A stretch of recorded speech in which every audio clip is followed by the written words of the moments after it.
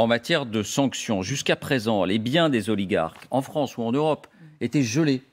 Ils étaient gelés. Pour la première fois, l'un de ces biens, et pas n'importe lequel, on va le voir, sera de toute évidence confisqué et donc vendu aux enchères. Et c'est en France que se passe cette première. Comment et pourquoi? Voici les indispensables avec Justine Fraissinet.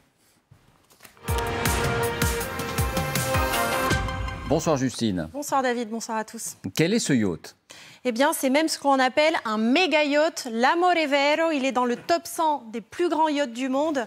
86 mètres de long, 14 mètres de large, doté de 4 ponts, d'une piscine, d'un jacuzzi, de 7 cabines pouvant accueillir 14 personnes, une salle de sport, un spa, un ascenseur et j'en passe. Valeur estimée 120 millions d'euros. Je vous raconte une petite anecdote. Comme un signe du destin, son premier nom à ce bateau, c'était Saint Princess Olga. Olga de Kiev dans l'orthodoxie orientale et c'est la patronne de la résistance et de la vengeance. Ça ne s'invente pas. Effectivement. Alors, qui est le propriétaire de ce yacht?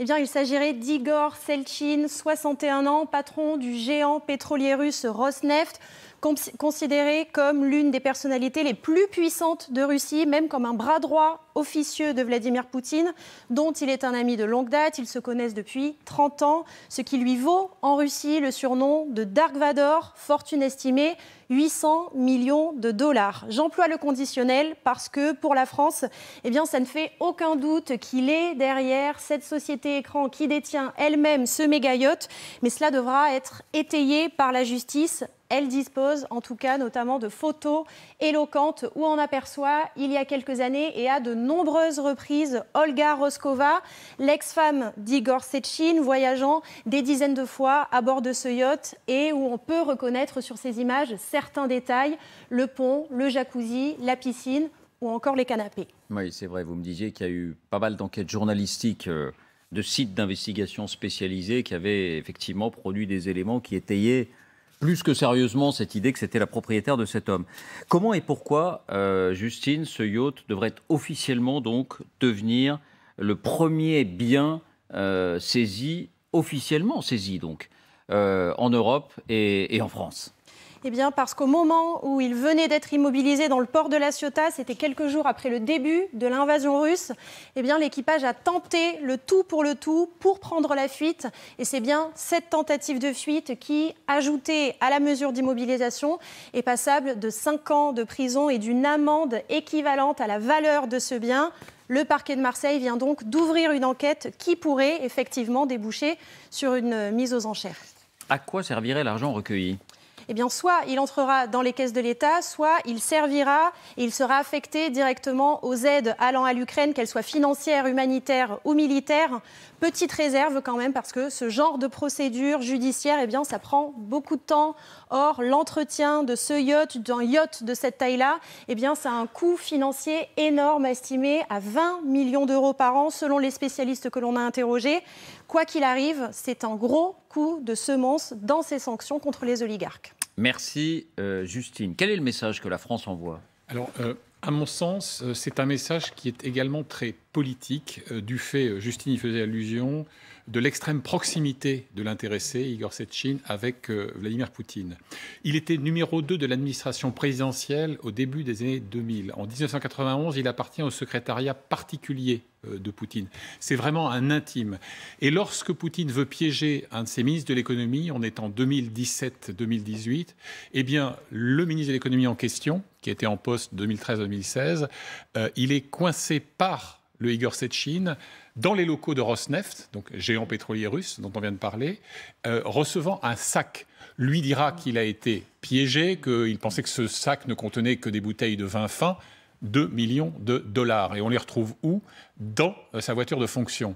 Donc c'est vous dire à quel point il y a cette proximité. Et j'ajoute un dernier élément. Dark Vador. C'est que Igor Sechin est aussi quelqu'un qui a beaucoup contribué à la normalisation, version Prague-Budapest, donc en fait à la mise au pas de médias encore indépendants. Il y a par exemple un journal, un quotidien économique qui était assez réputé, qui s'appelle Vedomosti.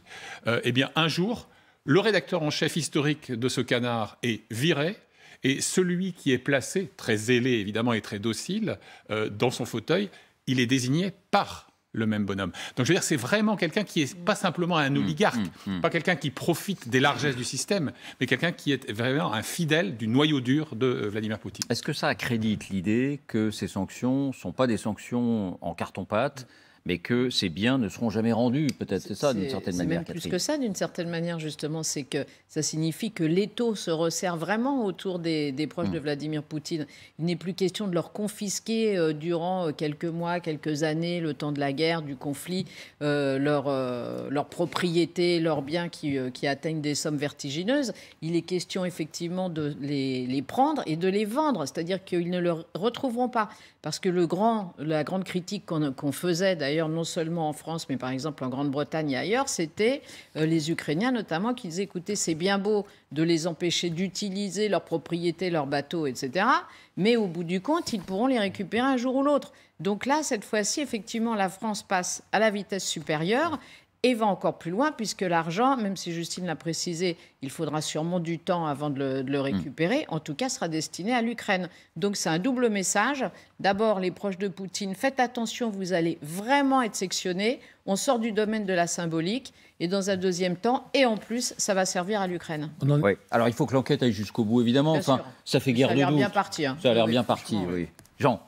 On n'en est pas véritablement encore là, parce que ça pose des problèmes juridiques redoutables. Oui. Geler les biens, c'est une chose.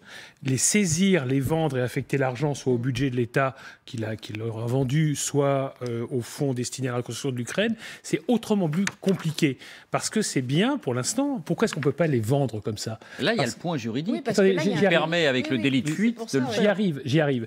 Donc pourquoi est-ce que c'est très compliqué? Parce que c'est la propriété privée. On ne peut pas s'emparer de la propriété privée de quelqu'un, sauf s'il commet une infraction. Et c'est ce qu'a dit Justine Fraissinet très justement, c'est que qu'est-ce qu'on fait, comment la justice va vendre ce bateau? C'est parce que l'équipage a tenté de violer les sanctions. Le 25 mai dernier, la Commission a proposé d'ailleurs d'unifier toutes les procédures au sein des 27, parce que les 27 n'ont pas les mêmes systèmes juridiques. Il y en a qui certains prévoient des sanctions pénales, d'autres des sanctions purement administratives, d'unifier l'ensemble des sanctions contre les oligarques ou contre les entreprises russes qui auraient tenté de violer l'embargo ou les sanctions décidées, les 6 paquets de sanctions décidés par l'Union européenne pour vendre les biens appartenant à ces oligarques. Alors il faut bien voir que ça paraît effectivement, quand on entend 150 millions, 120 millions ou 200 millions, ça nous paraît énorme. Les coûts de la guerre en Ukraine sont mais infiniment supérieurs. Non, c'est sûr. Il faut voir on s'interroge surtout sur le rapport entre 120 millions d'euros et la fortune, en l'occurrence de cet homme qui peut-être pourrait s'en racheter 10 le lendemain. Mais bon. Pour l'instant, on a saisi, pour vous donner une idée, dans l'Union européenne, en tout, on a saisi 10 milliards d'euros d'actifs appartenant à des oligarques. On a gelé. Voilà, c'est ça. Quand je dis saisi, oui, on les a gelés. Oui. 10 milliards. Et en réalité, c'est pas là qu'est le gros de la somme. En fait, c'est ailleurs. C'est dans les fonds de la Banque centrale de Russie, puisque actuellement en Europe, nous avons gelé 150 milliards des 300 milliards qui sont actuellement dans les coffres de la Banque centrale russe. Et ces 150 milliards-là, en revanche, ça pose pas de gros problèmes juridiques de s'en débarrasser, de les affecter à un fonds de reconstruction de l'Ukraine. C'est vrai. Donc le vrai argent, il n'est pas là où on croit, il est dans Sauf, Jean, que dans un cas, c'est de l'argent public, celui de l'État russe, les 150 millions dans les coffres de la Banque de France. C'est des jeux d'écriture, mais et dans notre cas, c'est de l'argent qui touche directement des personnes considérées comme complices. Cela dit, on peut quand même noter, Dominique, je ne sais pas si vous voulez rajouter quelque chose sur ce point précis, factuel, mais on peut noter que jusqu'à présent, ces sanctions n'ont pas entraîné de nouvelles défections. Il y en a eu tout au début, pas beaucoup, on les a comptés. Il y a eu aussi 8 ou 9 oligarques qui ont été retrouvés morts dans des circonstances suspectes, et visiblement, ceux-ci un impact plus fort que cela. Il n'y en a pas eu beaucoup qui sont partis. Oui, et voilà ceux qui ont été... Je pense que de la part de la France, c'est un beaucoup. D'abord sur l'utilisation juridique que vous avez citée tout à l'heure. Et puis, effectivement, comme vous le disiez, Catherine, de ne pas dire ce ne sont pas des paroles, il y a des faits. Et voilà ce qu'on fait. Au moment où on critique un peu la tiédeur de la France sur un certain nombre de sujets, là, elle passe directement à l'action. Elle est la première à dire je peux saisir et je peux utiliser ces fonds. Alors effectivement, ça va prendre du temps. Mais enfin, je pense que sur le plan de la visibilité, c'est assez bien vu. Et la France affiche une détermination. Oui, Si ce faisant, si elle est la première en Europe à le faire. Et si elle a raison, pour laquelle je pense que ce ciblage n'a rien de fortuit. Ouais. Quand Vladimir Poutine va rendre visite en Inde à Narendra Modi pour discuter de contrats d'armement, de contrats pétroliers, il a dans ses valises le même Sechin. Quand Poutine, en décembre dernier, dit aux dirigeants de Gazprom, on va ouvrir le spectre et Rosneft va avoir le droit de négocier des contrats gaziers en Europe, on est avant le conflit en Ukraine, eh bien, il le fait à la demande de cette Chine. C'est pourquoi je suis persuadé qu'il y a cette lecture politique. Et un point sur les ordres de grandeur évoqués à l'instant, notamment par Jean, c'est qu'il y avait une tribune dont je me souviens qui était parue dans le quotidien britannique The Guardian au début du déclenchement de l'agression, qui était signée notamment de Joseph Stiglitz, ce prix Nobel d'économie, et du français Thomas Piketty. Leur estimation des actifs exfiltrés par le système Poutine, 1000 milliards de dollars actifs exfiltrés à l'étranger, sous toutes les formes que vous pouvez imaginer, immobilier, placement, yacht, etc. Un mot, Vincent, sur le fait qu'on n'a pas réussi à détacher quand même beaucoup d'oligarques, y compris avec ces sanctions, du système Poutine. Je lisais le week-end dernier un papier dans Foreign Policy, donc une revue américaine, et en fait, l'experte qui en était l'autrice, elle relevait, c'était un peu le jeu des 5 erreurs, les 5 stéréotypes occidentaux qui font qu'on ne comprend pas le système Poutine. Le troisième de ces clichés, c'est de croire que les oligarques ont un poids politique. Ils n'en ont aucun. Les oligarques sont des serviteurs et des profiteurs du système.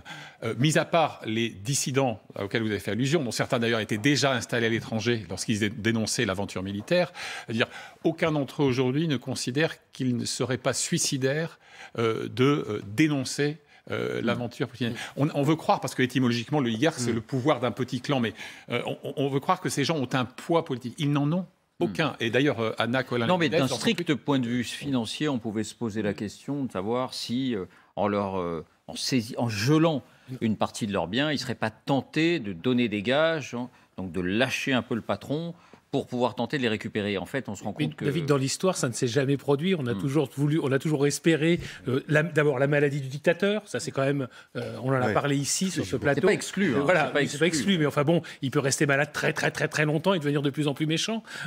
D'autre part, on a toujours essayé de toucher l'entourage et on a vu des défections, même, par exemple, dans le régime nazi. Il y a la plus célèbre défection qui était quand même le dauphin d'Adolf Hitler, S, qui s'est parachuté en Angleterre. Je veux dire, c'était pas rien. Eh ben, les défections, ça n'a rien empêché. Voilà, c'est tout. Je crois qu'il faut voir que c'est un pouvoir dictatorial et, à mon avis, de plus en plus totalitaire, le pouvoir en Russie. On n'a pas voulu employer pendant des années le mot totalitaire ou le mot dictatorial à propos de la Russie, parce qu'on était tous un peu gênés. Moi, je vois bien, même dans mes papiers, je ne savais pas trop comment qualifier le régime de Poutine. Alors, je disais autocrate. Voilà, autocrate, c'est le moyen de ne pas dire les choses. En réalité, aujourd'hui, il faut dire les choses comme elles sont. Nous sommes face à un pouvoir équivalent à celui peut-être pas d'un Staline, mais on n'en est plus très loin désormais. Pas loin.